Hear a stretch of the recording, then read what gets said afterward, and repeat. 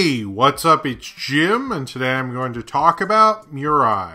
There's no better time to think about the history of a family when a major family event happens, because you know that that event now reshapes the entire history of your family. Maybe not like every single part, but it is a new chapter that you will now tell in the annals or the stories or whatever of your family. And this film is about a little boy who was the only child for a while. It starts off with his mother and father bringing his baby sister home from the hospital, who's called Mirai, and then he kind of has to get used to sharing the spotlight and kind of not sure what his place is, as his place in life, in his young little life, I think he's like 4 years old, has suddenly shifted. I think that is a real natural thing, not just for little kids, but anytime you have this place, whether it's in a social group or a family or a town or whatever, and suddenly you move or something's changed or someone else takes that space or something like that, it's hard to adapt to that. That's natural. Suddenly pretty much your identity has changed. Especially kids, I think it's harder with, because kids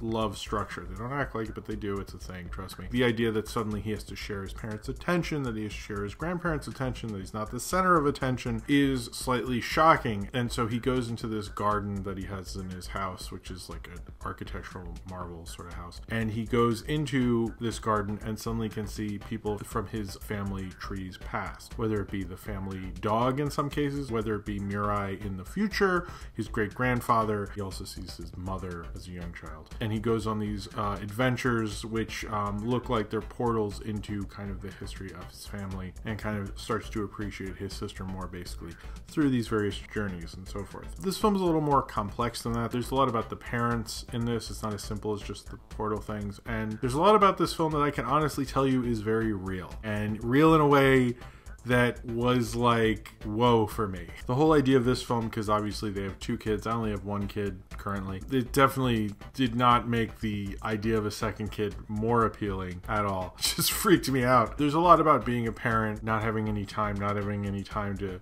work on your own projects. If you follow this channel, you probably noticed a change in that. You notice how you've changed, how life has changed, how you're a part of that change, and how those things are natural. You kind of get the parents' perspective in this. You mostly get the kids' perspective. All the fantastical elements give it this kind of interesting, surreal quality, but I think much like what you saw in something like Inside Out, where it's doing all these kind of big blockbustery, big Hollywood things, but it's very much talking about something very emotional and very personal. The main arc of Inside Out is this girl decides that she doesn't like living in San Francisco, and emotionally this move is too hard from her, and she has lost her place, and so she's going to get on a bus and leave. That's literally what the plot of Inside Out is. All the things with the emotions are things that are going on internally, and the fact that you're on the edge of your seat waiting for joy and sadness to get to this thing and go through these tunnels and go on these adventures and have these action set pieces very much highlights the director. And this Mamoru Hosoda takes things that are basically a little kid's existential dilemma and makes it fantastical and amazing, rather than him just like,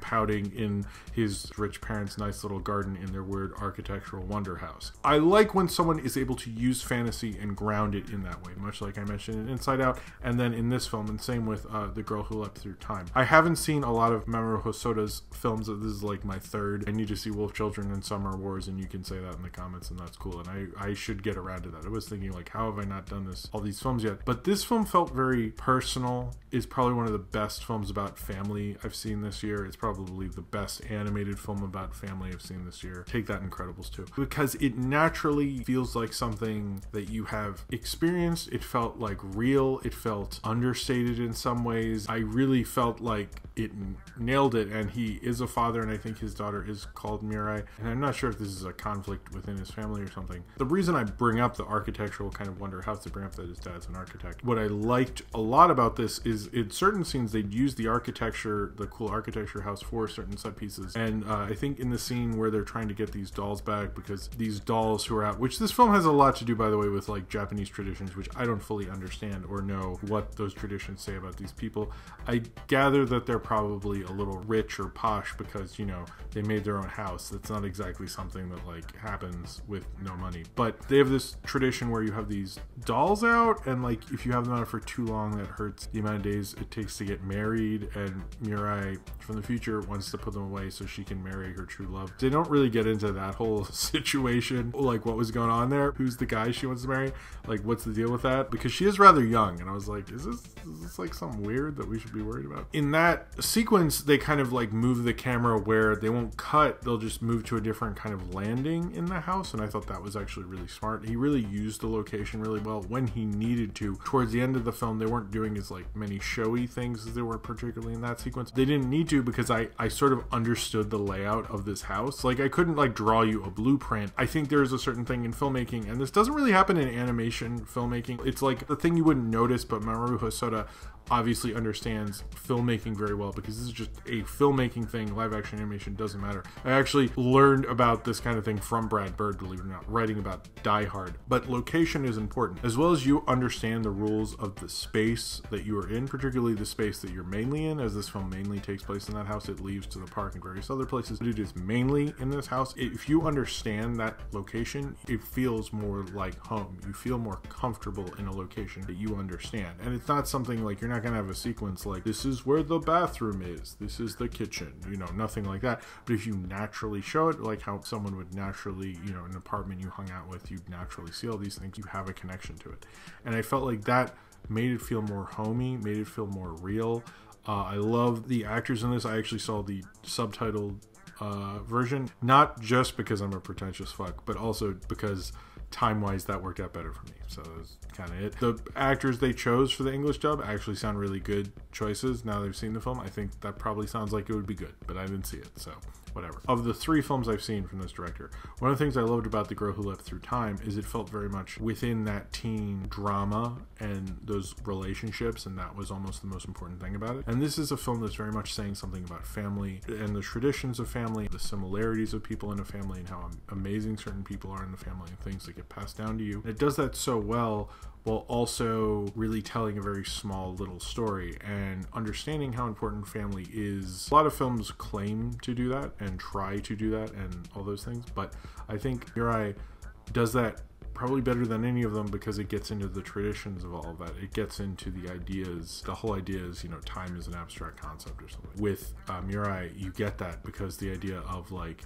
that there's a future that exists that's going to keep existing, that there's a present that we're in, or supposed present if you really want to get all weird, and there's very much a lot of past. All of those things work into the makeup of a family tree and a family, and what's going on and what will and what can be and what will be. I found that really beautiful, and I actually think this is probably one of the best films I've seen this year, and possibly the best animated film I've seen this year. I think it's very episodic. It's a very weird movie. It even has a Twice Upon a Time reference, I'm pretty sure, just because I'm not sure if that's exactly the reference, but I think it is. It very much shows very well a very small relatable moment that anyone who's had siblings probably went through. You probably don't even remember it, but you heard about how it was a hard transition. And that's an interesting little thing, but it's one of those interesting little things that like a lot of people, not everyone has siblings, but a lot of people do.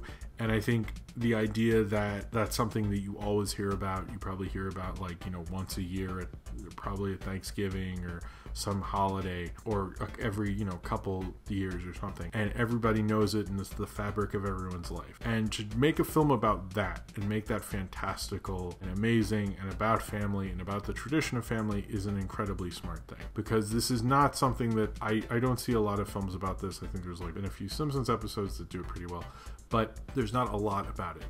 And to do that and to show that this kid, you know, you'll be fine through your family, you know, do all these things, you become this kid who didn't actually, that part looked, it can be dark. That part looked a little dark when you see who he was as a teenager. You don't see much, you don't see anything past that.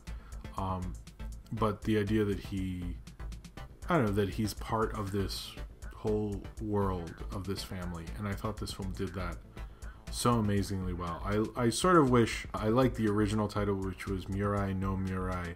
I think that's a better title, frankly, and which apparently translates to Mirai of the future, because Mirai means the future, and it's kind of interesting to name her a label of time, basically, since this film is so much about time travel in it, and seeing their family dog and how even their pets are part of this long family. I found this film very beautiful, very moving, very well told in its episodic nature, which is not something I think film does as well currently, or even really ever does now anyway. And I love that about it. I think Mirai shows the bigness of a family story, and using those fantastical, amazing elements makes you think of a big epic. And this is taking those things and making smaller emotional stakes and making them bigger and more epic, much like Inside Out did. Mirai will go down as more of his topper tier of his filmography, most of which I haven't seen, so it's probably me talking out of my ass. But I think this film should be one that's like treasured more and shown. I don't think you could show it to a kid the age that this kid actually is, but you could show it to older kids, and I think it's a very nice family film,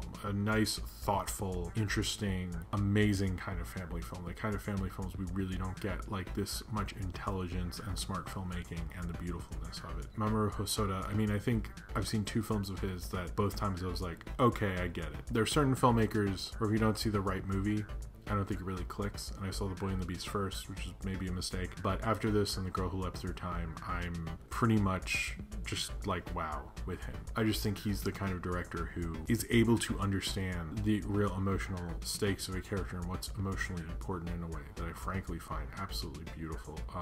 Mirai is an amazing, beautiful family film, and one we rarely get with this much intelligence. I hope you get to experience Mirai. I would say almost it feels like a film, even though I was watching it, I was like, this feels like a film on first viewing you'll be too judgy about, but then on later viewings I think this film's reputation will grow, and grow in a way that people will go, I think Mirai was really something special. And that was something, when I was leaving the theater, I was like, that was a really beautiful, wonderful animated film, and one that kind of cements the idea that this director is definitely one of the greatest of his generation. And this film is one of the greatest and most interesting and most family-centric family films that's probably been made in a very long time.